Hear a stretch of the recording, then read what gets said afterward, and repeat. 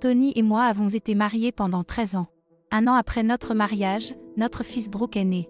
On a toujours voulu avoir beaucoup d'enfants mais pour une raison que nous ignorions, nous n'arrivions pas à concevoir d'autres enfants.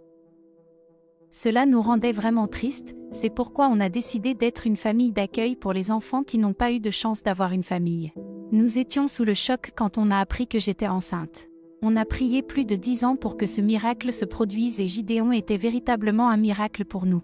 Quelques jours après son premier anniversaire, nous mangions ensemble et j'ai remarqué que la tête de Gideon se penchait sur le côté. Avec mon doigt, je remettais la tête de Gideon de manière droite, et Gideon se mettait à hurler. Du coup, nous savions que nous devions l'emmener chez le pédiatre, à l'hôpital.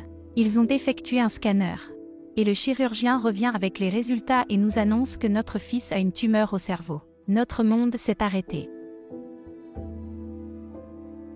On l'a immédiatement admis en soins intensifs dans l'unité pédiatrique. Il devait subir une opération et nous nous sommes mis à appeler toutes les personnes que l'on connaissait pour leur demander de prier pour notre fils. Il a subi une craniotomie où le médecin lui a enlevé le maximum du volume tumoral qu'il a pu de son cerveau. C'est une opération qui a duré 9h30. Voir son enfant dans cet état est horrible. Il devrait être en train de jouer et s'amuser mais nous ne pouvions rien faire.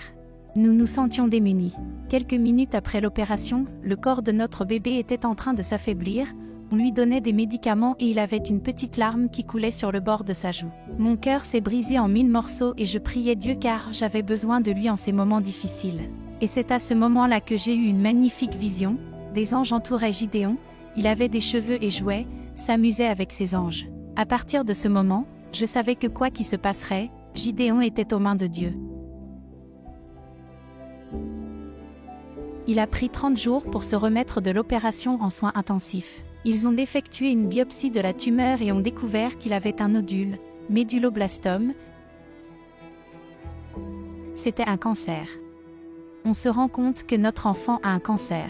La question que l'on se pose directement c'est, Dieu, pourquoi nous bénir en nous offrant un enfant qu'on a toujours désiré pour devoir le reprendre juste après? Pourquoi nous faire une chose pareille? Heureusement, nous étions entourés par notre famille, nos amis et l'Église. Ils nous apportaient beaucoup de réconfort et d'espérance. Nous croyons éperdument et de tout notre cœur en Dieu et nous savions que Dieu nous a fait passer par cette épreuve pour une raison. Nous avons créé une page Facebook de prière pour Gideon et nous donnions des nouvelles de l'état de santé de Gideon tous les jours. Dans le groupe, nous demandions aux personnes de faire des prières spécifiques pour Gideon. Après 30 jours en soins intensifs, Gideon commence sa séance de chimiothérapie. Beaucoup de traitements de chimiothérapie dépendent du nombre de globules blancs que la personne a. On lui a fait une prise sang juste avant et il en était à 0 globules blancs. Pour que Gideon puisse retourner à la maison, ces globules blancs devaient être à 500. Les experts nous ont affirmé que Gideon devra rester à l'hôpital au moins 4 ou 5 jours pour qu'il arrive à atteindre ce seuil.